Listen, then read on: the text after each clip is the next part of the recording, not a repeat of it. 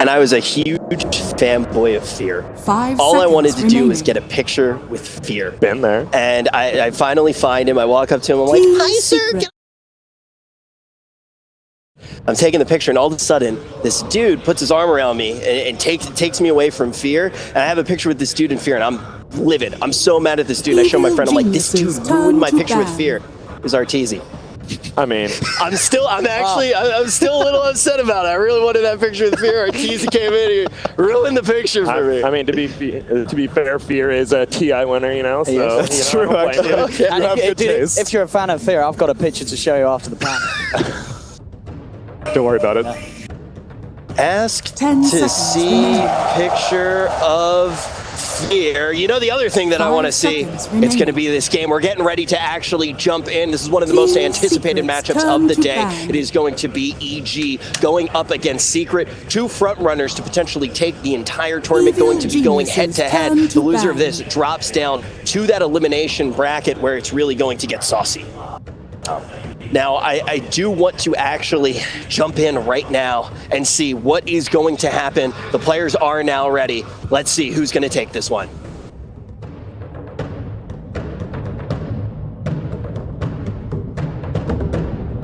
Ten seconds remaining. 5 seconds remaining.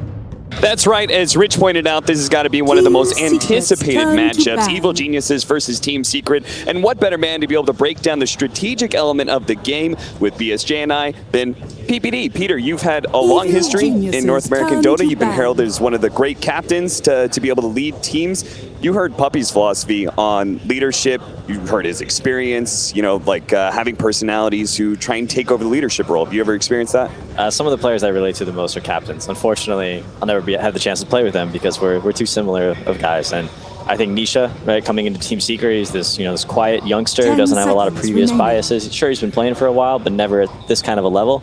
So he comes in, stays quiet, hits his neutral creeps, carries the game. You know, he doesn't have all these previous biases. He doesn't want to be a leader. He just wants to listen. That's the kind of player you're looking for, right? To bring under your wing. If that's who you need, and that's what Puppy needs on his team. And getting behind a captain and working together as a team, having one direction throughout the game, will take you, you know, very, very far. Yeah, I've been on teams where there's under-communication, you know, not enough being said amongst the team. There's not a clear-cut leader. And then I've also been on teams where everyone wants to say their part. And if you have 5 people talking in the middle of a game, it can really convolute the communications. And sometimes you just need that guy, like you said, to be silent, do his part, and you just know what to expect from him mainly. Like, there can be a lot done in Dota that needs to be left unsaid. Like, that's how I look at it. And that's why there's a nice balance of these quiet players, reserved, as well as these vocal captains. And the reason why we practice is so that eventually, you know, the captain's philosophy about how to play Dota becomes second nature to the players on the team. And then sometimes the captain, he doesn't even have to do the leading, as long as the players who are speaking up, you know, are on the same page. But when everybody's on different pages, that's when things get crazy. But we got a nice draft here.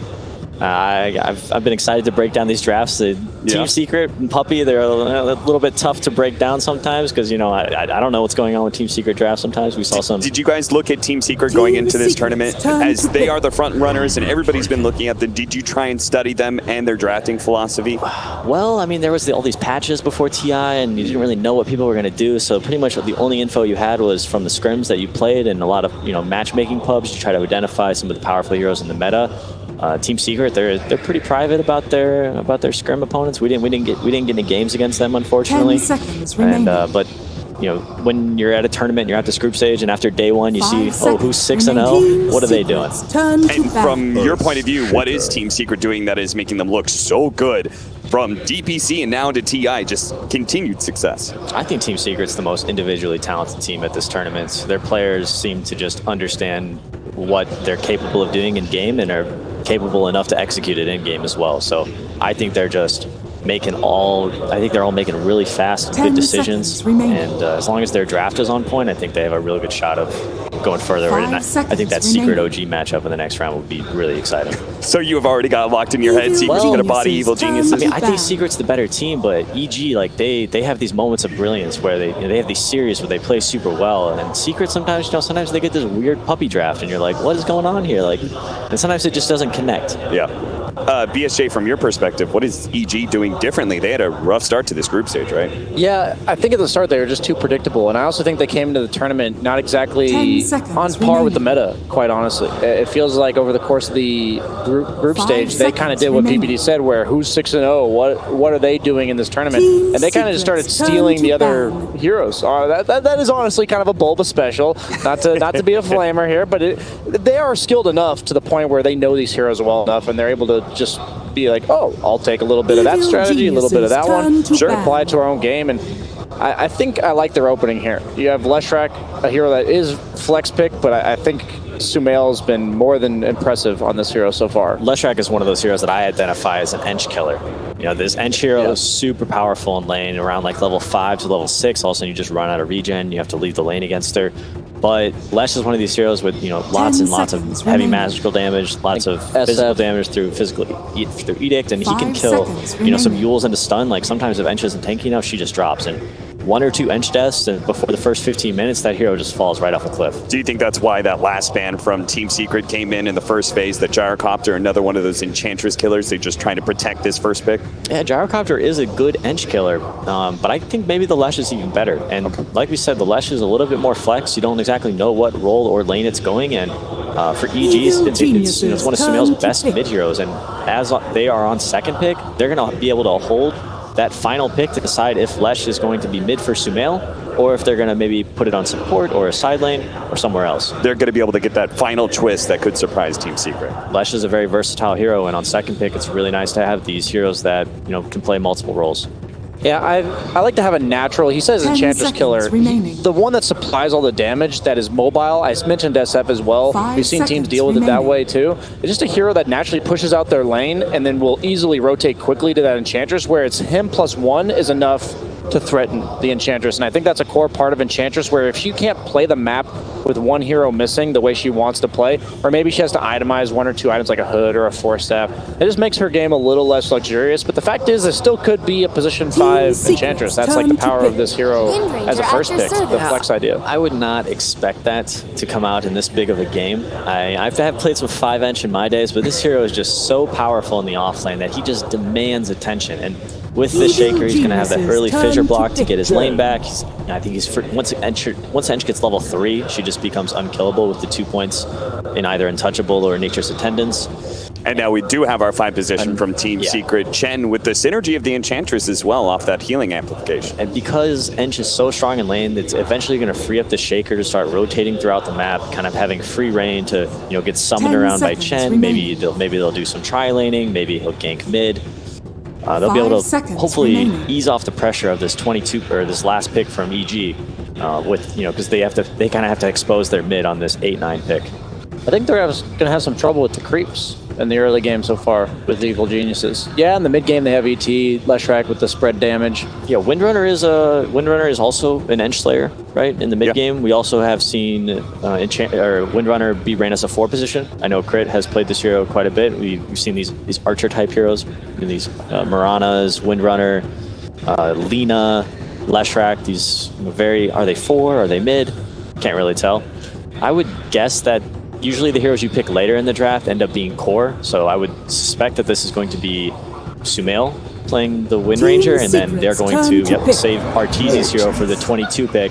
This is something that EG loves to do. They all in Arteezy, give him the hard carry, see if he can take it. From your experience with these teammates, like why do you think that is? Why aren't we seeing the last pick for Sumail? Like, give him the ultimate 1v1 matchup. Maybe he's just such a highly skilled player, he can handle any matchup they throw at him. 10 seconds remaining. I want to bring attention to the fact that Chen can get all these magic aura creeps. That ET reduces your base magic resistance with a spirit, and so far with Evil Genius's lineup, other than I guess Retaliate and kind of Diabolic Edict, but that's not really enough. They have nothing that penetrates. It's all magic damage for the most part. Even Wind Ranger ends up building Javelin Maelstrom with the Focus Fire. I just think they might have some serious damage issues on EG in the mid to late game against heroes like Enchantress with the Chen creeps. Tiny's pretty beefy. The problem with Team Secret's lineup is they don't have that hard one, and that's what they're going to obviously pick for Nisha in this last It's coming, upgrade. don't worry. Yeah. It's coming, don't worry. They picked Tiny as a response to seeing the mid Wind Ranger. Tiny has high base damage, therefore he's very good and capable at out-CSing lower damage, 600 range heroes. Yeah, and he can also do a lot of damage through Windrun. Lots of bursts, definitely. And we're going to see a last pick for Nisha with the hard carry as last pick. And this is kind of a weird spot for actually Secret, because I don't know, they kind of have to pick this hard carry that's going to, at least they see the offlaner. He's going to have a good lane against Centaur, maybe do a Juggernaut, something like that. And then EG is going to be able to pick a harder scaling late game carry. So it's going to be up to mid one and Zai on this Enchantress, I would guess, to really push the tempo and put some pressure on RTZ and make sure he can't scale into the late game. That's got to be a hard balance to take, right? When you don't have the ultimate last pick, trying to choose like how much of a late game are you going to have with your carry, 10 while seconds simultaneously remaining. making sure you don't do it overboard and just get run at. Just depends how good you can think. 5 seconds How good you think remaining. you can do against the offlane. Right now, I think you would guess it's going to be Lesh Centaur in your offlane. You've got a Chen there to back you up, which is a very strong lane securing support once he gets a couple creeps. Pick a hard enough carry to where you don't get crushed in lane, but that you also put enough pressure on EG to where they think they need to pick a really hard carry, and then hopefully your offlane of Shaker can put pressure on that hard carry so he doesn't have a great game. And Enchantress is no carry wants to lane against Enchantress. And Sam, you made it sound like because the Chen, you could almost get a little bit greedier with your last pick in carry, and Evil Geniuses actually take just that. They ban away the Spectre. What are the greedier laners you could go for? Yeah, I think EG could be maybe set to deal with the Spectre quite well. I think Lesh Spectre kind of likes the people stunning her and going on her and doing damage. What do you think is more likely from Team Secret, DSJ? All Team right, either one. No, you go ahead. Let's hear from the carry. Probably want to hear you. No, People go probably ahead. want to hear your damage or your What do you got? perspective, anyways. I was going to say they needed a damage soaker, and that's exactly what they got in this last pick. Full tempo. I like the Spectre ban because they have. I really think Team Secret's threatening this mid-game timing of damage problems for EG. I think Team Secret's like first volley of items is more powerful than EG's, and once they get past that initial volley of items, I think EG's lineup will then possess enough damage. But when you have this early game tempo, the natural tower pressure from the Chin and 5 Enchantress, seconds remaining. now you couple it with the Wraith King, a hero that kind of sets up the rotations naturally. He's just going to be hitting creeps all game. You may now It's a select fast your game. hero. Yeah, that's what I mean. And I think Sven might be a little too slow even if he goes for the Midas build on R2. At least they didn't go with the super hard carry. Yeah, I like this build pick better than, like you said, a super hard carry. You guys are leaning towards one team or the other, seeing this last pick coming out from Evil Geniuses. Does Sven solve enough problems? I want to see EG prove that they can keep up with the pace of a team like Team Secret, and Team Secret is threatening a really fast pace. So I think Team Secret's got it. Secret. All right, well, with such a historical matchup, Evil Geniuses versus Team Secret, what better man to go to than the man who could give you all the stats between these two teams? Last word with Alan. You know I love my early game stats, and I think that is once again going to be the key in this matchup. All eyes naturally on Sumail in that mid lane. He is the only player in the tournament averaging over 2.5 kills at the 12-minute mark, the tail end of that laning phase. But I actually think it's going to be tower pressure early on that will be decisive. EG turned around a 1-5 start in their groups. They have killed 12 towers at this tournament before the 10-minute mark. That's more than any other team, only given up 4.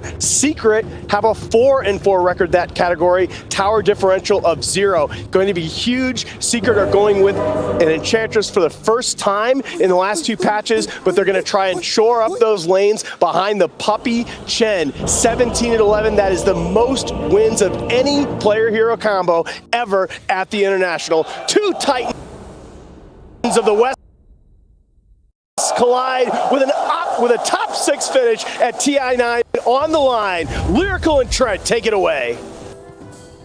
Thank you so much, Alan. And yes, Prepare Trent, for battle. historical data, historical teams. Let's make some history. We're in the upper bracket TI9, baby. Let's go. Yeah, full season of DPC, all these points, a lot of things in the past, I believe, is what you're all discussing. Who cares about the past? It means absolutely nothing. All that matters is how you perform at TI and the upper bracket. That's a nice place to do it because you want to ride that wave for as long as you can. Oh, it's a very nice place to be, definitely. And already these two teams, again, we talked about it during the panel. EG barely able to sneak in there right towards the end of their group stage as they made a quick run in the last couple of days. Secret there the entire time pretty much. And already early on, mid one, able to pick himself up a little ward there.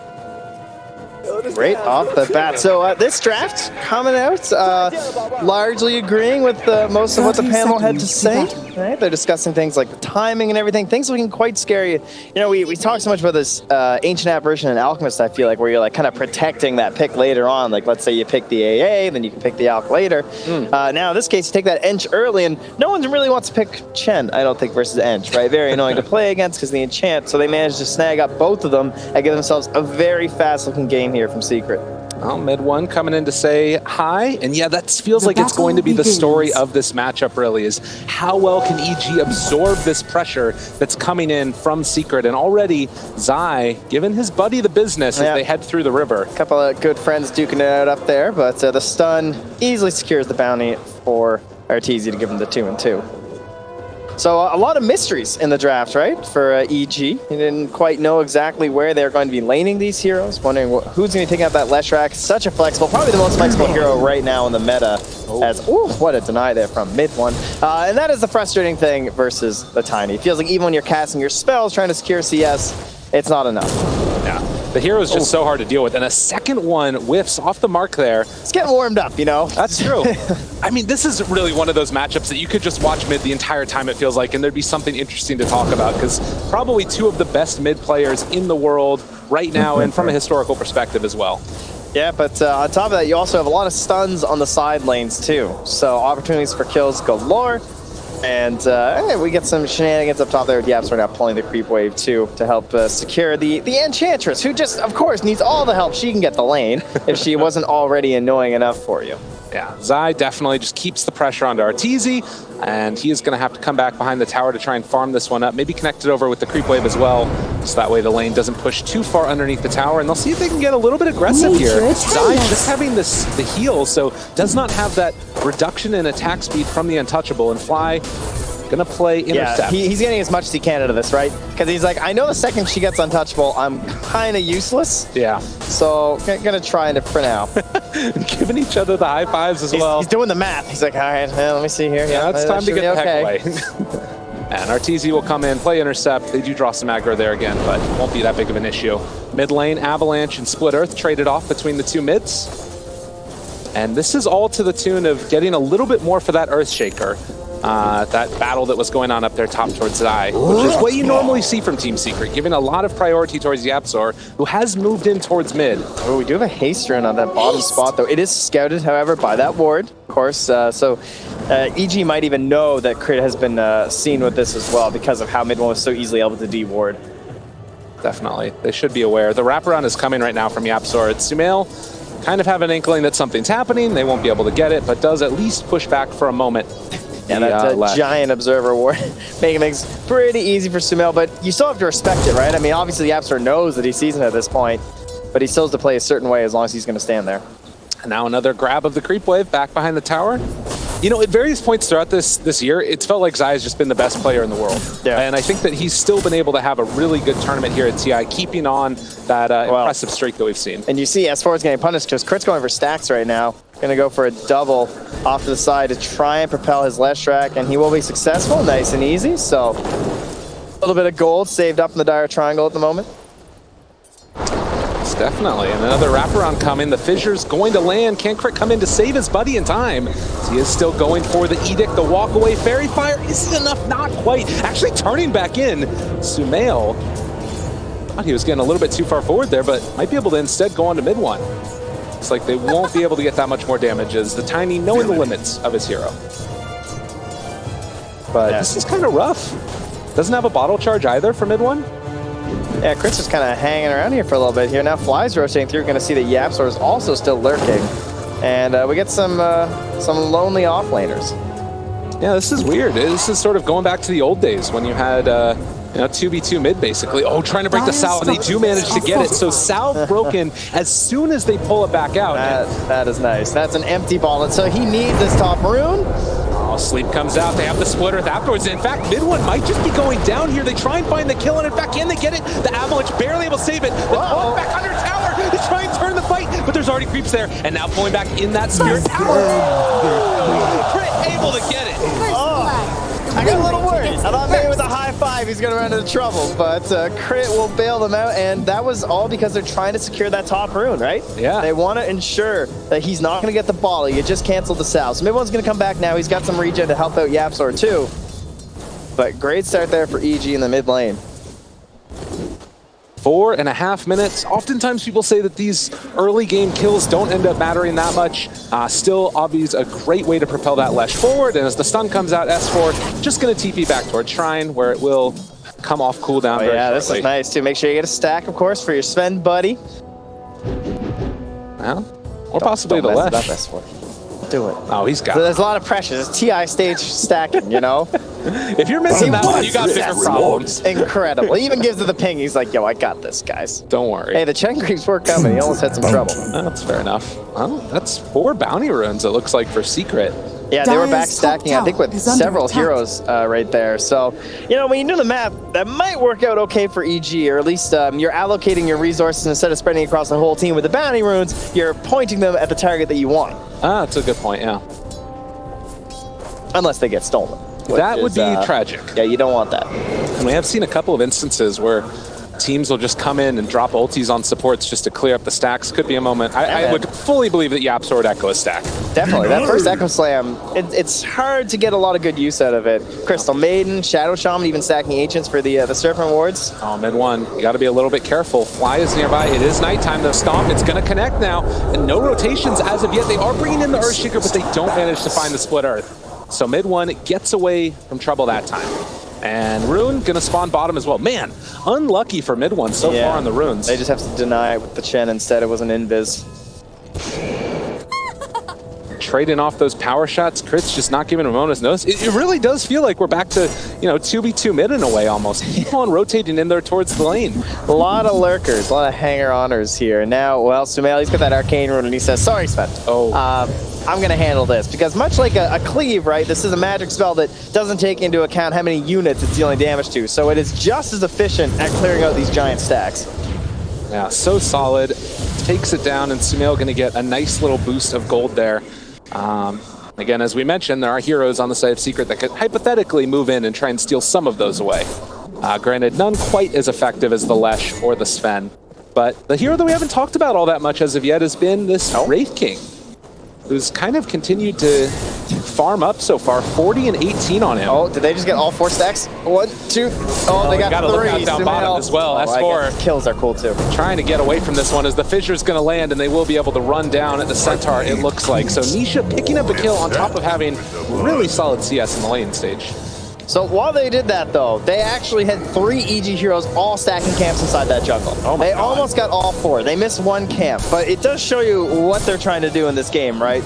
Constant attention there while trying to keep these towers up as long as they can, because you don't want to lose control of this jungle. It is a big moneymaker for them. Oh, inside, chasing down Fly now, going to give him the clap and then head away afterwards. So a little tip given over to Zai. YapzOr appreciating what his offlaner is doing. They're trying to smoke up behind them, though. This would be big if they could find it. RTZ looking for the opening, does spot out Puppy. Sumail is there as well. They're bringing in Zai and YapzOr, trying to get up close and personal. And BBD talked about this as the Ench killer. Can it work out here?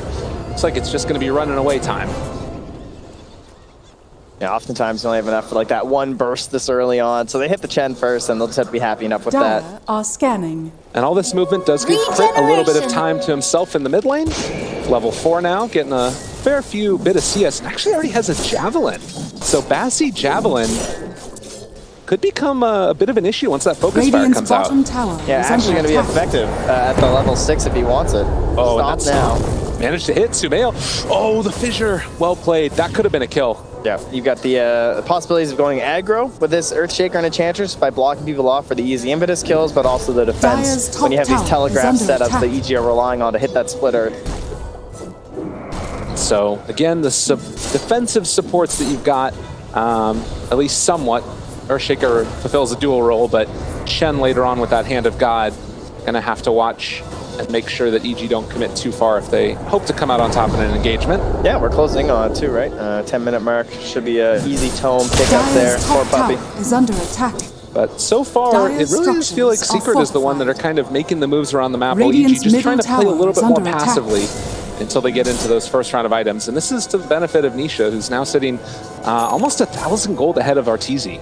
Yeah, and they're getting that tower knocked down too, so Dire's they're top going to be able to tower is invade under into that attack. top jungle area fairly easily. Dire's top tower has fallen. All the creeps take down the building. Now, EG going to try and make their own move with S4 bottom. Does have 3 points up and retaliate as well as the Stampede available. And you thought Radiant's Nisha was rich bottom now. tower He's is just under getting attack. that Midas too. He's got the maxed out skeletons. The faster he's attacking, the faster he's making them. And he's going to be spamming those boys Radiant for the extra gold. Now structures are TPing, fortified. not even going to walk from there because he wants to Radiant's make sure he's bottom getting tower these is under final attack. kills and the stacks. Optimal efficiency here from Nisha. Wraparound coming towards mid. As mid one wanted to find Fly, but Fly just going to keep this tower alive. Killing off and slowing down those creeps, keep from moving in. And this is nice too, though, because Secret, it's not just taking those buildings, but it's Nisha getting farmed. Yeah, not really having to be too involved, right? I mean, we just don't have that many kills, frankly, so I guess he's involved in 50% of the kills, but doesn't feel like he's seen a whole lot of the enemy team so far this match. No. And Zai going to TP down bottom to hold off the pressure that's coming from there. The mid one keeps farming in the mid lane, while Fly getting his levels as well.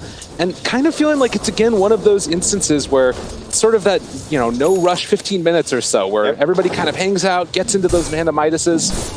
And then we wait and see where the first big rotations come, probably around defending towers. It looks like they might be smoking up here now from EG. They don't have the 6 on the ET. There's his tome. Okay, so he's got it now. And this would be a perfect kill. This is absolutely perfect if they can get him. Mid one. Question is, how do you lead it? You've only got 1 point in the shackle, so don't miss. Oh, he does miss. And the stomp able to connect. They have the splitters afterwards, and now just running forward for him. But that fissure, able to keep him alive with the hand of God, the avalanche. It's not enough. Sumail gets the kill. Yeah, cost them the Stampede too, but that's fine. Very worthy knockdown there. The only person probably a little bit better would be Nisha, but mid one has a very specific mid-game timing that he's trying to hit right here. And I would say he's a little underfarmed for his normal kind of tiny game, right? Trying to get into that blink. Yeah. Well, a lot of attention was placed on him very early on by EG. It felt like that was the hero that they wanted to target and try and shut down early on, so he couldn't get that ball rolling. I mean, it is something that's worth saying. If a Tiny gets ahead of the Lesh and just starts finding kill after kill after kill, the game feels very tough for EG. Yeah, Puppy up here. He's got the whole family together. Not going to break it up. You know, keeping the household as one. So the Centaurs will work as a unit to push this top lane. And kind of facilitating that dead lane role for his team. Probably going to get an invis rune here. Maybe a chance to set something up. Not a lot of sentries placed down this early in the match. Yeah, so far, so good. EG looking on top of it. And the biggest thing for me is that as this game goes later, I really feel like the supports of EG do more in the late game. You know, you compare that Wind Ranger and the Elder Titan to, a Chen really is the big one for me. Yeah, of course the Earthshaker, like that's single-handedly, I can still win team fights for my team, but you can say the same thing about ET. And the Wind Ranger, she kind of almost moves from support. She doesn't really play, she plays more like a core in the mid and the late game than she does the support. Well, to me, the real question is just going to be that Radiance on Nisha, right? When that comes out, you have to then assess what EG have and if they can deal with it. Can they actually take fights when they're going to be versus that? Because that sounds pretty terrifying to me. TZ walking for a little while there with his Midas. Killed all the creeps. There wasn't anything left over afterwards. But it's already... unhappy. I think I just heard him, actually. Counting the seconds. It's actually Maelstrom completed already at 13 minutes now for the Wind Ranger as well. Doesn't even have boots. I mean, he's waddling around here on the Wind Ranger. Dude, who needs boots? I like the javelin. I wasn't sure if he'd go for it as well. But as you pointed out, just not a lot of interactions with enemy heroes, so he's just taking his time. No rush indeed. Literally just hanging out, farming. And Secret giving him that opportunity as well. S4 now, getting closer towards that blink. We'll see if he decides to pick one up early. Immediate TP away. So there won't be a chance for a kill down bottom, but maybe some pressure for the tier 2. Sometimes we've seen this tier 2 tower get taken very early on. Yeah, and with little defense too. So they have the full retaliate. I think Fly's just going to maybe back him up a little bit here. And they'll see if they can get a defense out of Secret in some rotations. Yeah, either that or maybe make a smoke play of their own into EG's jungle. Crit's playing the Vanguard right now, right? He's sitting at the top of the stairs. Casting up some spells, trying to protect that tier 1 tower, but also putting himself in between Secret and Arteezy. Looks like instead it's going to be EG that want to come and defend the tier 1 tower mid lane. After farming out the Secret jungle, Anisha keeping his farm up as well. Only about 800 gold away from that relic, getting closer to the Radiance. Yeah, Sumail's TP was on cooldown, so he couldn't stay bottom and try and get a trade. Toss back. Far under tower. They have everything for him. Control coming out, and he gets the Stampede off. Able to run away. Finds the hook stop afterwards. Trying to take down here. S4 lands. The Aqua Slam doesn't do anything. And Arteezy He jumps in, finds the catch for the kill. Oh man, Secret made a boo-boo as mid one also going to get ran down here. Can they find the stun and the kill? They will. Crit DOTA. That shackle is what saved that team fight for sure, right? That very clutch moment right where they got there, and the stop as well. But in combination, the two supports trying to help protect S4 there and make sure Secret wouldn't have a chance to get that full damage out there. So a dangerous looking push because, of course, they're playing fully without Nisha versus Sumail, who's getting in there along with Arteezy with all this damage. Yeah, and it comes so quick. That's the thing. All of this team fight control coming from the EG supports, as we can see the replay coming out of here as well. And it looks like he should just be going down, but those other heroes, they don't have that much damage. Jeez, first they control one half of Secret with the shackle, then the other half with the stomp, and Zai just got to do nothing the whole time. Yeah. Follow-up coming in afterwards. The Edict, Fly, letting his team know how he feels about it. So 15.5 minutes in and a smoke up coming from Evil Geniuses. This lineup can just keep going. Yeah, they want to have the Stampede though, which is a little worrisome, but they also know the Hand of God won't be there. Yeah, God Strength They also do get not available. Star Scan, okay. Earth Splitter. And they're still just trying to hold on to this tower for all they can. Fly. Jeez, that's a mech on Puppy though. He has brought back the Hand of God. Oh goodness. Yeah, and they're just gonna back out. How many coursers we had? Just 3, so they've adopted another one. They could go on Denisha here. Avalanche, mid one, trying to find it. They don't go for the splitter as of yet. They find it afterwards. Mid one, very low. The stomp coming from S4, finds it onto them. The sleep afterwards. Nisha's in trouble. He's going down, and the Fisher's actually blocking them up from getting closer. This is Nisha possibly going down. Hand of God, mechanism, everything to save my Wraith King, but it is not enough. And now Secret getting ran at continuously by Evil Geniuses, trying to take down Zai, and they are possibly going to get it for him. Yes, Fly gets away. That courser. Oh no, it doesn't. Radiant's middle They tower managed to is find him under at the very attack. end. Zai gets one more hit. The golems. Oh, they did it to Radiant him. structures are fortified. Back from the dead. Able to bring him down, but Evil Geniuses with a huge fight for themselves. And of course, they don't get any XP on the side of Secret because it was the Centaur, the Mud Golem that got the final kill. Radiant's middle tower has been Well, denied. that is a big win. EG now up 10-3 over Secret. A 2,000 gold lead. Again, though, question is the Radiance, right? Yeah. It is still going to be coming out here soon from Nisha. It is that big power point for him. But at this point, I mean, when we were last discussing that, we had mid one and Zai kind of jostling for positions with Sumail and S4. Now they've kind of firmly cemented themselves ahead of them. Maybe S4 and mid one are still a little bit close, but Sumail dishing out so much damage in this early game. 4-0-6. Very impressive net worth so far from a guy that has not been hitting the creeps quite as hard as the Wraith King and the Sven. And he's going for this build too to stay alive in the fights. That's all he really needs to do on this Leshrac. Has the Yule Scepter there for a defensive save if things get a little bit too crazy, and also, of course, to help out his team against that Earthshaker. Yeah, he's going to have to make sure that he does stay alive, though, if he goes in for this Bloodstone build. S4 going to run into Puppy, starts the initiation, maybe taking a look here, see if there's any friends. Oh, the root. It's keeping Arteezy under fire, but he has his Blink Dagger. Going to come off cooldown in just a second. Should have it on him. Hasn't been delivered, actually, as of yet, and they actually recall in Zai. So Arteezy in some trouble now. He does not have friends with them, and Zai just continuing to run him down with mid one in the area. Can they get an S4 again with the stomp, and Arteezy goes down. And now the Stampede to try and run away. They bring down the EG carry. Yeah, that was just the level 1 in the impetus too. He's only level 11 when he got the final touch there. So nicely played from Zai. Good positioning there. Try to get saves again from the sports, but not enough. This time they gotta be careful. You don't have that much damage, so it's just some disengaging spells here. Yeah. Not wanting to fully commit onto that one, but a very nice pickup for Secret, and does give Nisha a little bit more breathing room to farm up and finish off that Radiance. Just very close to getting a complete S4. Dire's Realizing mid one is in the top area, tower is under attack. he's going to get himself out of dodge. So now we're gonna have that Radiance on the way, and they didn't really have to expend anything on the side of Secret, right? They're also really close to that Blink Dagger on Yap, so now the tower goes even closer. So if you are Team Secret, potentially securing one more tower for yourself, and then I think you're starting to consider that Roche Pit just a little bit right now, right? With the Radiance, I think you're willing to take a fight there. Does depend on the timings and the cooldowns, of course, of the Elder Titan as well as that God Strength, but probably something both teams are going to be attempting to snag for themselves. Always a consideration in these games, and you can see Dota Plus right now heavily favoring EG with all of these cores, and most notably, really, it's Crit on this Wind Ranger that's really taken off. Yeah, as you said Dire before, are yeah. scanning. I mean, He's up there with the upper stack, not down there with the shakers and the chens. Yeah.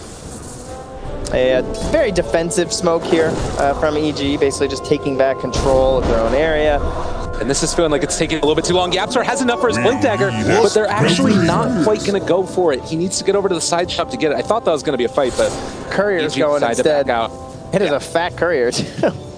They bring it back. Like, dude, that's way too risky. Get that thing out of there. You go. Yeah, he's going to go and get that one. But that does scout it out the Blink Dagger on the Earthshaker. He walked right by a ward. So EG are going to be aware of this. Sumail. Top side. They find one. Mid one. In some trouble. And RTZ, excuse me, S4 shows up. Dire's middle They tower is kill under off the attack. Tiny. Another time, mid one going down in this game. Dire's middle tower Yep, same has time, at least fallen. Zai is able to take that mid-tier 1 tower. So again, control of Arosha, a little Dire's bit more bottom equalized tower is here, under attack. as EG won't have that tier 1 tower to move to. Midas back out again. Yapsor is lurking now. Doesn't want to show anywhere. Wants to make this first big play with the Blink Daggers, so they're going to send Nisha out first. They have that Observer Ward, though, in the lane next to Nisha from EG, so they've already spotted the Earthshaker and the Edge kind of jostling through those trees.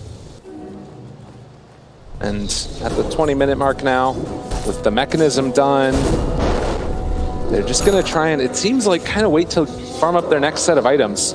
But this is one of the pivotal points that we always talk about with anybody that builds a Bloodstone, really. What do they get out of the next fight? Don't die. Pretty much. That's what it feels like for Sumail at this point as he finishes his off. You have to make sure that you stay alive in that next round of engagements. It also helps determine his next item too, right? Whether it's going to be the BKB, whether it's going to be the Boots of Travel. These next few engagements are just super crucial. Now Yapsor hits that level 10, so he's going to make up for his build with the Tranquils, get himself that mana. Now movement into the surrounded. jungle. Yapsor gets the blink away up to the high ground. Power shot lands the stun. And they find Yapsor getting greedy up on top of the cliff. He really did. EG is like, we know that spot very well.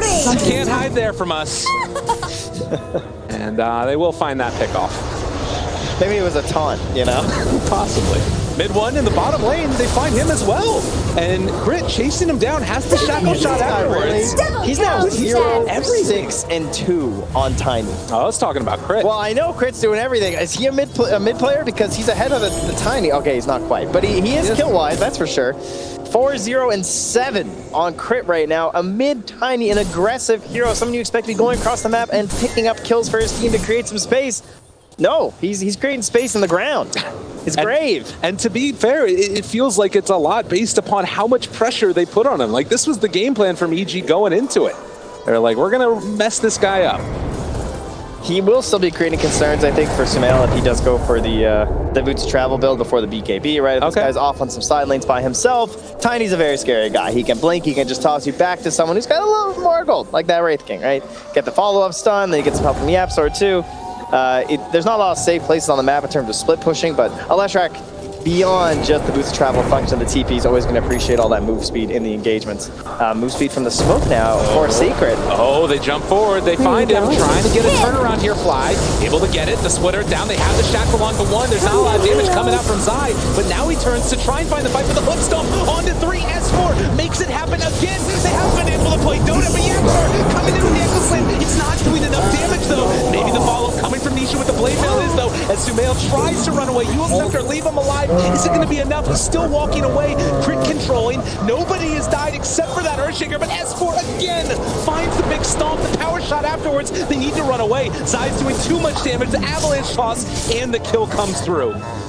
They're able to get RTZ up. Fly actually goes back in after wanding. Dude, those Corsairs, all of that magic resistance, it's insane. Yeah, they need it. The way they're like kind of stacking and delaying the fight, getting more and more spells off. And as you can see from that recap there, what, 3,000 more damage, and you're the ones who took down a core versus a support from the side of Secret. So you need a heck of a lot to get through all that resistance. See, S4 there, hitting a couple of big stomps, but it was not enough in the end. I mean, does it get to the point where you need to like focus those creeps down? I don't know. Not sure what the heck you do. It's difficult to do though. Yeah. Because, you know, they're sitting with it, right?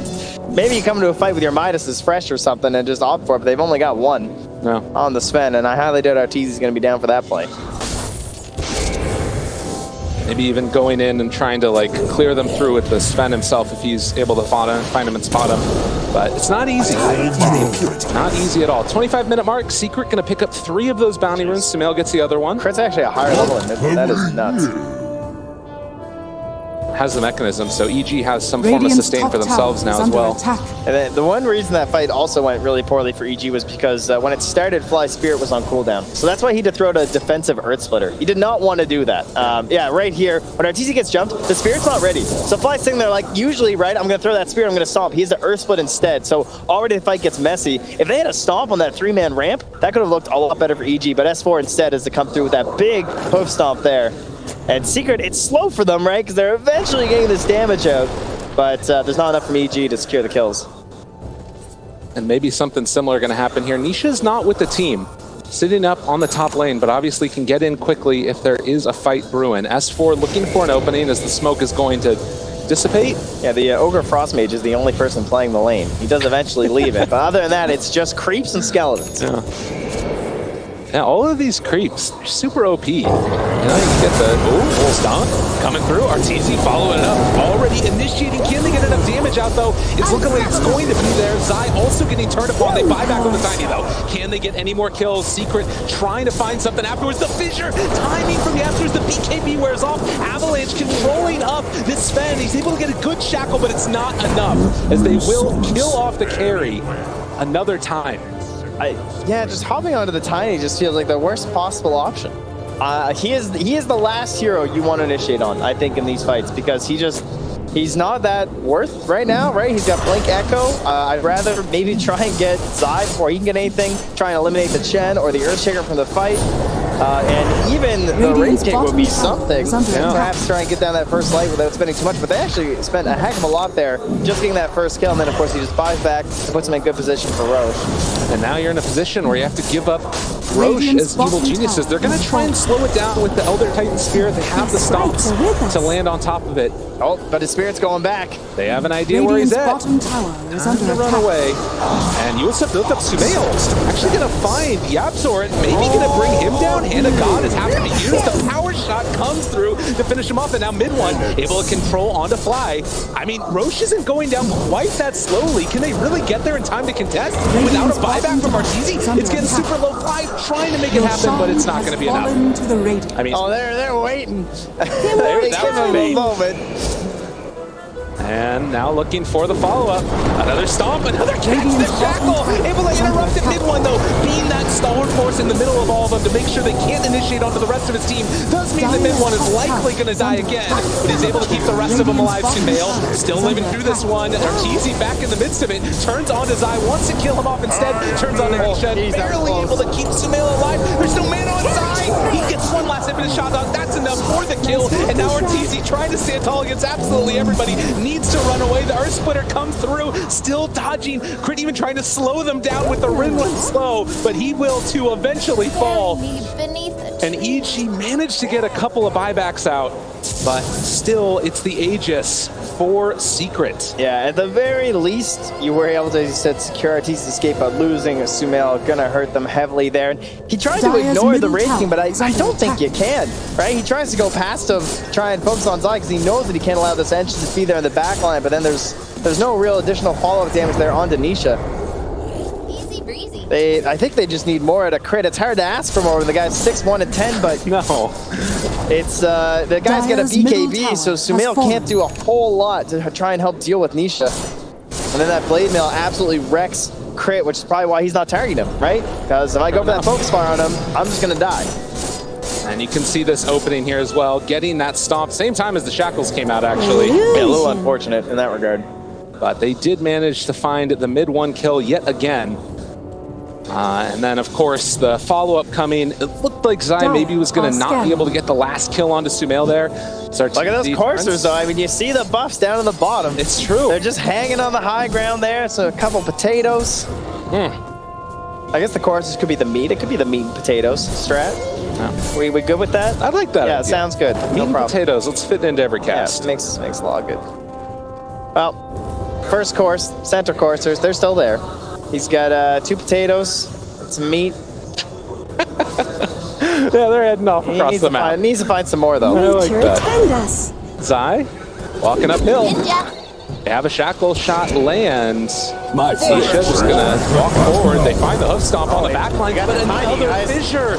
Mid one, not gonna go down from that one. The split earth coming through as well as it lands on the Earthshaker. This is a nice one. While the Yapster tries to drop the Echo Slam, it's not quite enough. Sumail needs Seals to stay alive as he walks through the trees and to tiptoe his way away. And Arteezy also having to escape. This Enchantress does so much freaking damage. The shackle BKB reaction from Nisha before it landed. Still trying to run away. Arteezy able to get it. Another round of hoof stomps coming through onto 2, but there's no follow. It's just delay. That's all it is, right? Every single one of these stuns, I feel like, is just trying to get them out. But at some point, they've got to go in. They've got to get the damage to try and win these team fights. And it feels like it's still so far away. I'm talking like Bloodthorn, Sven, and probably like item after like Moonshard or something. Because Nisha just feels like you cannot handle him right now. Seems like Arteezy needs 5,000 more net worth of items, and lo and behold, that's how much Nisha is up. Some good. Yeah. Thank you, I appreciate it. But yeah, tier 2 tower gonna get taken in secret, who have been so dominant all year long.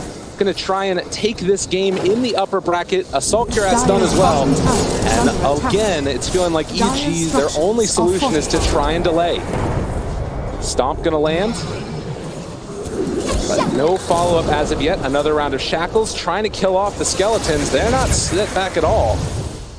So they're just going to keep on moving forward. Well, of course, Nisha, there's no real concerns about mana burn in this game, right? So he opted for the 2x skeleton spawn, which I got to say, guys, if you haven't played it, it is one of the funnest talents, I will say, especially with the skeleton damage. But he opted for the strength this game. But these guys, you get so many skeletons, they enrich you with gold because they just go all over the map and farm for you, and they're great at sieging high ground. Oh, and you can keep on spawning them over and over and over again.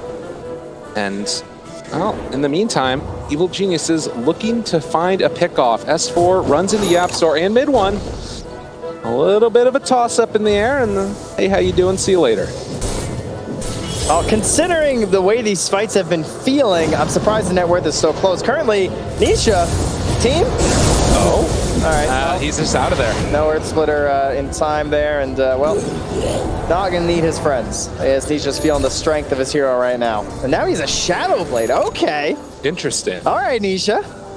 What's the idea behind this? He's looking to end the game here, looking for the back line, trying to catch just a fly. I mean, how have these fights been going, right?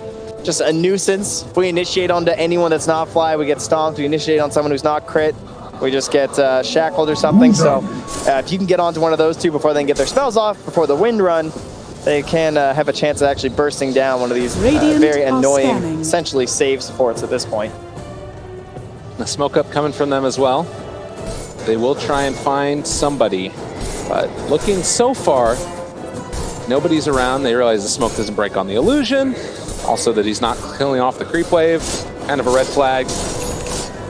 And now there's a pink on Arteezy too, so I think maybe they know. Saying the Shadow Blade, maybe like, okay, might be going for a Silver Edge as well here, guys. If he does have queued up, he's also got a Moonshard there too, so we'll see which one he opts for.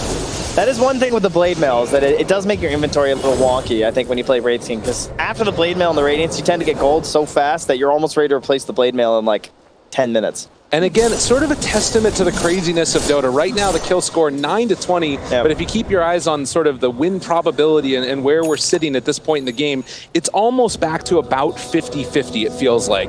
It's really swung back from where it was before. And, you know, Evil Geniuses, it feels like they're maybe losing a little bit of a grip on the game. Yeah, I mean, I think they've lost it a while ago. I still think this game is very hard for EG to win. It's going to take, again, just time and time for them to do it.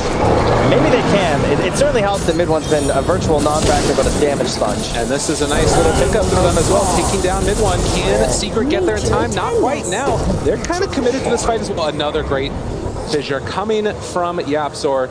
Just to play spoiler to that kill potential. A Puppy, okay, they want the bigger kill. They want to find Zai. BKB pop the turn, find that kill, and Zai is going to eat the dirt. And Yapsor also, he stuck around a little bit too long. One by one, Secret going down. None of these heroes have buyback, Trent. What's going on? My weak and puny allies have failed me. What are they doing? They're fighting without Nisha. Oh my I mean, that's pretty much the only way things can go wrong, right? Is getting caught out like that. So great stuff there from EG to capitalize on that. And there he is. Another round of it. All right, got the BKB. Finding their man. They got the Earth Splitter. Ah, Shadow Blade, but they got detection. Or do they? No. They dropped the sentry ward off to the side. Is there any more detection coming through? Under attack. Fly, there we go. Still chasing, but Radiant's middle Nisha tower does the is under okie doke attack. and gets out of there.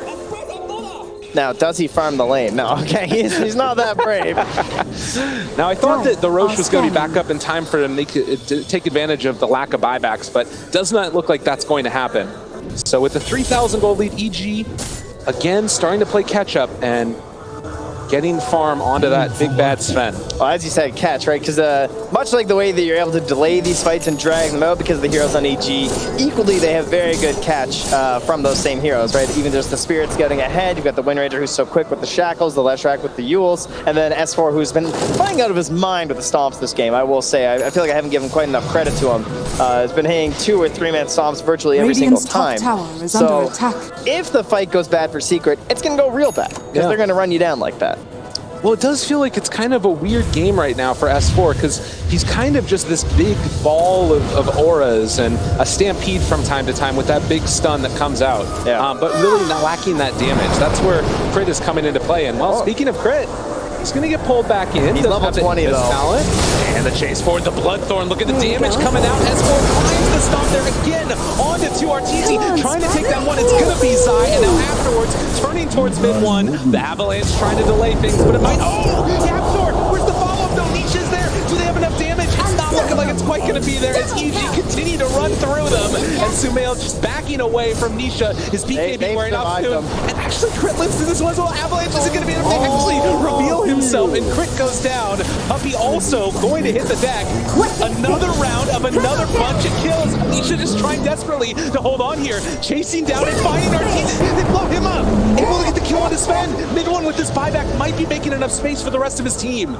Yeah, good buybacks there, and they know the Roche is up. We have to come back and fight for this one. And S4 chasing. Sumail shows up for another round, and now catching on to mid one. This fight's going on for forever, it feels like. Another Avalanche, but Crit doing the damage for his team with the splitters afterwards. They take down the Tiny. They made it past, right? Sumail reading the game so well by going for that Shiva's card because he got initiated on at the start of that fight, and Nisha couldn't kill him. He suddenly realized he's hitting this Leshrac, and he's like, I'm not doing nearly enough damage to this guy. And so he kind of wasted the break on the Leshrac. He did eventually get a break onto the Sven, which might have helped a little bit there at the end. But EG, they have made it past. I was worried about the potential high ground there from Secret, but they held fast to those big pickoffs at the 30-minute mark. And now, Secret trying to delay. Wraith King jumps into the middle of him. The Aegis is going to get picked up though, and now Nisha, he's committed. He does have ulti available, but does he end up having to pop it now? Crit trying to run away. Zai caught off to the side. They don't have BKB to pop. Untouchable doing so much work here. Sumail, can they get it in time? Still chasing. Sumail going to be able to find Puppy, but can he get any more afterwards? Nisha turning on Sumail. He eats the cheese and able to back away now. Crit still living through this. They're kiting it all beautifully. EG trying to run inside the Echo Saber slow in the rundown. Nisha going to call. And they find themselves another round of another couple kills. Blade Mail be damned. EG are coming. Last man standing. Falls for Secret, and now it's EG on a rush. Radiant's middle tower is under Down to mid, because tower guess what? They have used every freaking buyback in the game, and are they going to go for it all? EG right now, 85 seconds with no Wraith King. In a topsy-turvy matchup if we've ever seen one. Yeah. How much do they want to test? At some point, if you don't make that timing right, the one guy's not going to be enough, and they just dropped like an absolute rock on the Enchantress and the Tiny. And that big boulder was nothing but a pebble this game. One of the most disappointing performances you've probably ever seen if you're mid one. Just could not find a game. EG doing a great job, of course, of focusing him down. But mid one just not able to make the plays here, so they're going to lose themselves that mid set of racks as well as the melee on the bottom. Secret in a spot here now. You can see 10, 3, 11. And 34,000 hero damage for Arteezy. He's played a pretty nice Sven, it must be said. But to me, one of the standout players has definitely got to be Crit. This guy's been all over the place. Yeah, absolutely. Everyone's got these nice KDAs this game, right? Because they only got 12 kills on the side of Secret. But, I mean, Sumail 9-1-19, and then Crit, as you're seeing there, 8-2-19. 8 camps stacked. He's doing it all. He's got a ward destroyed. He spent 630 gold on support items. Amazing. Wow. How can we deal with it? Man, so Shrine's taken basically 2 lanes of racks. You've got 25 on Lesh also.